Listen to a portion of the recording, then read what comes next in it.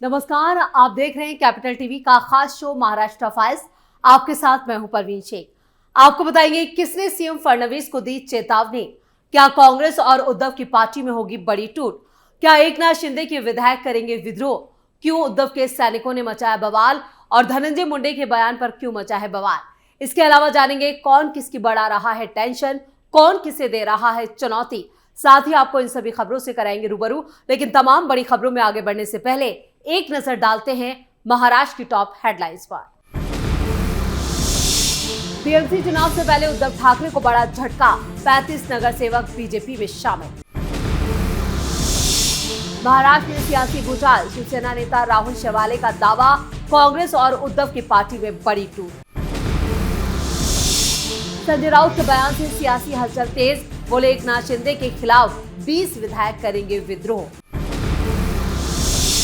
मुंबई में फटा बैनर तो जमकर हुआ बवाल, बाला साहब ठाकरे के पोस्टर मामले पर उद्धव ठाकरे की पार्टी का जोरदार प्रदर्शन। औरंगजेब की कब्र पर मचा सियासी घमासान, सीएम फडणवीस को दी चेतावनी, बोले जैसे बाबरी मस्जिद का विध्वंस हुआ वैसे ही औरंगजेब की कब्र का होगा। खबरों में सबसे पहले बात उद्धव ठाकरे को लगे झटके की। संभाजी नगर जिले के शहर अध्यक्ष विश्वनाथ स्वामी के साथ साथ शिवसेना यूबीटी के 35 नगर सेवक 21 जनवरी को बीजेपी में शामिल हो गए।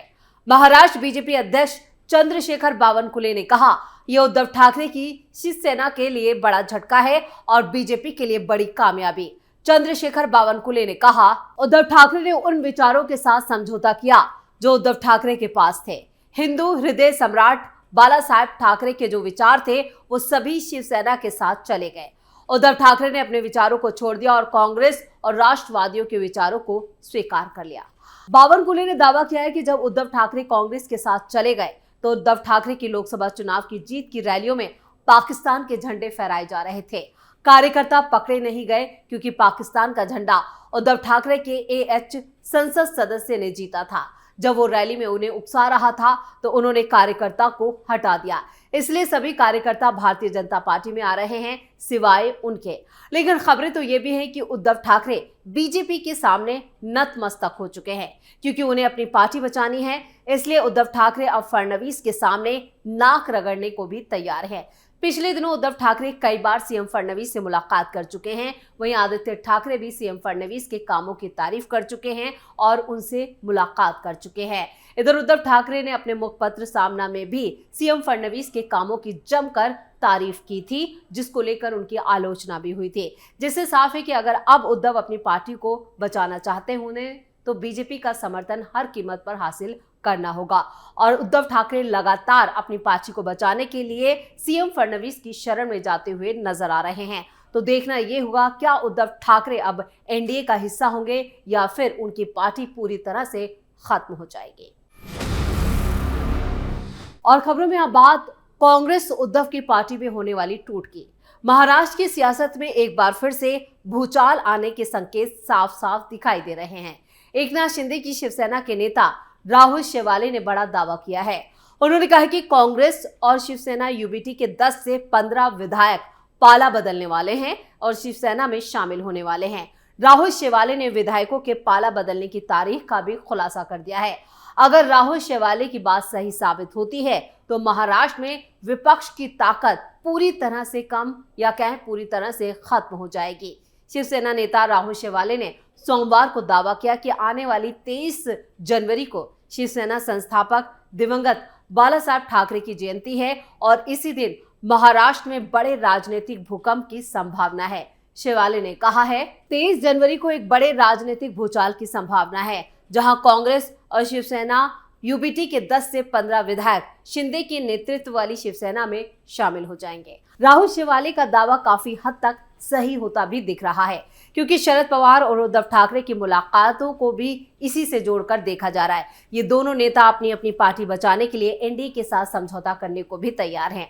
दरअसल हाल ही में कांग्रेस नेता विजय वडेट्टीवार ने कहा था कि राज्य सरकार में डिप्टी सीएम एकनाथ शिंदे को हटाया जा सकता है और उसके साथ ही शिवसेना में एक नया उदय देखने को मिल सकता है। जिस पर जवाब देते हुए शेवाले ने कहा, ये वो पार्टी है जो खुद बंटने जा रही है, लेकिन विजय वडेट्टीवार और संजय राउत जैसे नेता शिवसेना में असंतोष के बारे में झूठी खबरें फैला रहे हैं।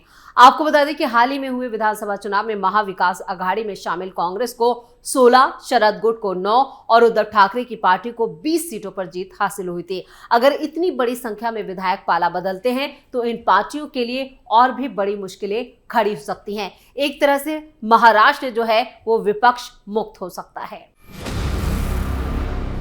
खबरों में अब बात संजय राउत की। संजय राउत ने भी सोमवार को एक दावा किया। महाराष्ट्र के कैबिनेट सदस्य उदय सामंत को उन्होंने कहा है कि उनके 20 जो विधायक हैं शिवसेना के, वो उनका समर्थन उनको हासिल है और जब डिप्टी सीएम एकनाथ शिंदे को सीएम नहीं बनाया गया तो वो इससे नाराज थे, तो सामंत को डिप्टी सीएम बनाने की पेश करने की योजना बन रही थी।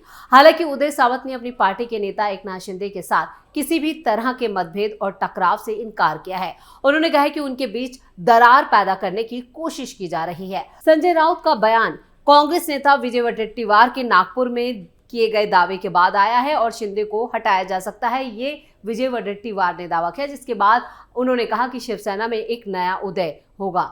यानी जो उदय सामंत हैं उनके संदर्भ में ये बात कही गई थी। मीडिया से बात करते हुए विजय वडेट्टीवार ने कहा कि शिंदे की राजनीतिक स्थिति काफी नाजुक है। मौजूदा राजनीतिक परिदृश्य में एकनाथ शिंदे की स्थिति काफी खराब है।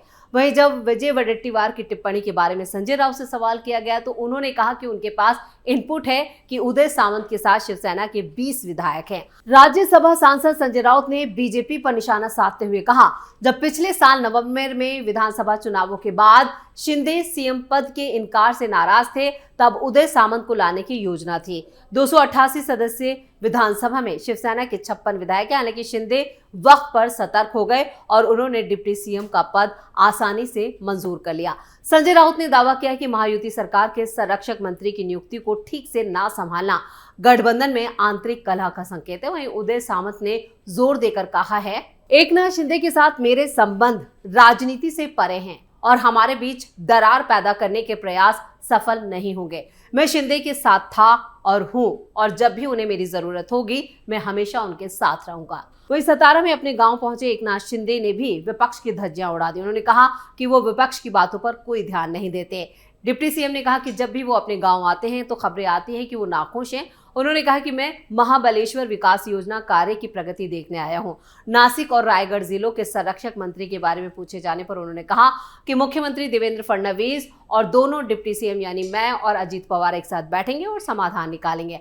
फडणवीस सरकार ने शनिवार को 36 जिलों के लिए संरक्षक मंत्रियों की घोषणा की थी। हालांकि एक दिन के बाद नासिक और रायगढ़ के लिए नियुक्तियों पर रोक लगा दी थी, जिससे कई तरह के कयासबाजी शुरू हो गई थी। खबरों में अब आगे का रुख करते हैं। मुंबई में सोमवार रात को सायन प्रतीक्षा नगर में उद्धव ठाकरे की पार्टी शिवसेना यूबीटी के कार्यकर्ताओं ने जमकर विरोध प्रदर्शन किया। इस दौरान वो सड़कों पर बैठ गए। बाला साहब ठाकरे के बैनर को फाड़ने के मामले को लेकर शिवसेना यूबीटी के कार्यकर्ताओं ने ये प्रदर्शन किया। अवैध बैनर हटाते वक्त बीएमसी कर्मचारियों से बाला साहब ठाकरे का बैनर फट गया था। बीएमसी अधिकारियों की तरफ से बैनर हटाने के दौरान बाला साहब ठाकरे की जयंती 23 जनवरी के अवसर पर ठाकरे की शिवसेना की तरफ से लगाया गया बैनर फट गया था और इसी वजह से सायन में शिव सैनिक आक्रोशित हो गए और सड़कों पर बैठकर विरोध प्रदर्शन करने लगे। सायन के प्रतीक्षा नगर में मुंबई महापालिका के कर्मचारियों की तरफ से दूसरे दलों की भी लगाए गए बैनरों को हटाया जा रहा था और इसी दौरान बाला साहब ठाकरे की जयंती के लिए लगाए गए बैनर को भी हटा दिया गया था। बाला साहब ठाकरे की जयंती के बैनर को हटाते वक्त वो बैनर फट गया, जिससे उद्धव ठाकरे की शिवसेना के शिव सैनिकों में गुस्सा देखने को मिला। सायन के प्रतीक्षा नगर में सड़क पर बैठकर इन शिव सैनिकों ने जमकर मुंबई महानगर पालिका के अधिकारियों के खिलाफ विरोध प्रदर्शन किया। शिव सैनिकों का कहना है कि बाला साहब की जयंती के बैनर को हटाकर और उसमें से एक बैनर को फाड़कर मुंबई महापालिका अधिकारियों ने उनका अपमान किया है। आपको बता दें कि एकनाथ शिंदे की बगावत के बाद शिवसेना 2 गुटों में बंट चुकी है। एकनाथ शिंदे गुट इस समय महायुति सरकार में शामिल है, जिसमें बीजेपी और अजीत पवार की पार्टी एनसीपी भी शामिल है। वहीं उद्धव ठाकरे गुट एमवीए के साथ है, जिसमें कांग्रेस और शरद पवार की पार्टी एनसीपी शरद चंद शामिल है। एकनाथ शिंदे इस समय महाराष्ट्र के डिप्टी सीएम भी हैं। और खबरों के आखिर में बात सीएम फडणवीस को मिली चेतावनी की। अयोध्या छावनी के पीठाधीश्वर जगत गुरु परमहंस महाराज ने महाराष्ट्र सरकार को चेतावनी देते हुए कहा है, सरकार औरंगजेब की कब्र को हटाए, नहीं तो जिस तरह से बाबरी मस्जिद का विध्वंस हुआ है उसी तरह औरंगजेब की कब्र का भी होगा। मीडिया से बात करते हुए उन्होंने महाराष्ट्र में मौजूद औरंगजेब की कब्र को कलंक बताया। उन्होंने कहा कि महाराष्ट्र के मुख्यमंत्री देवेंद्र फडणवीस से औरंगजेब की कब्र को हटाने की मांग की गई है। अगर महाराष्ट्र की मौजूदा सरकार कब्र हटाने के लिए आश्वासन देती है तो ठीक है, नहीं तो हम कब्र हटाने के लिए कूच करेंगे। लगभग 2 करोड़ संत ये काम खुद करेंगे। उन्होंने कहा कि कई बार मुंबई महाराष्ट्र का दौरा किया और इस दौरान उन्होंने बीजेपी शिवसेना से आग्रह किया कि महाराष्ट्र के लिए सबसे बड़ा कलंक औरंगजेब की कब्र है, जिसे हटाने के लिए हमने सरकारों से पहले भी आग्रह किया है और एक बार फिर कह रहा हूं कि औरंगजेब की कब्र को जल्द से जल्द हटाया जाए। अब देखना होगा कि संत महाराज जगत गुरु परमहंस की चेतावनी पर सीएम फडणवीस का क्या फैसला होता है और वो क्या एक्शन लेते हैं। वैसे महाराष्ट्र में औरंगजेब की कब्र चुनावों में भी खूब भुनाई जाती है। ऐसे में क्या औरंगजेब की कब्र को हटाया जाता है या नहीं, ये देखना होगा। इसी के साथ महाराष्ट्र फाइल्स में इतना ही। खबरों का सिलसिला यहीं रोकते हैं और आप देखते रहिए कैपिटल टीवी। इसके साथ ही वीडियो को लाइक करें, शेयर करें और कैपिटल टीवी को सब्सक्राइब जरूर करें। धन्यवाद।